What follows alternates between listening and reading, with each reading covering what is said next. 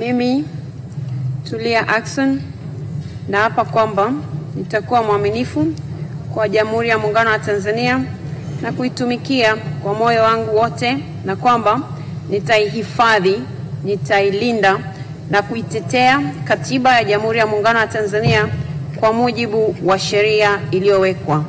Ewe Mwenyezi Mungu nisaidie.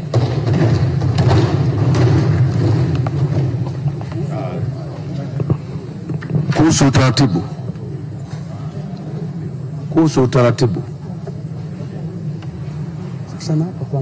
Tamko la ahadi ya uzalendo. Mimi Tulia Ackson kwa heshima kubwa ninaahidi mbele ya bunge tukufu kuwa nitakuwa mtiifu na mwaminifu kwa nchi yangu Tanzania, na kwamba ninaahidi kuilinda, kuitumikia na kuitetea Jamhuri ya Muungano wa Tanzania kwa nguvu zangu zote na moyo wangu wote. Ewe Mwenyezi Mungu nisaidie.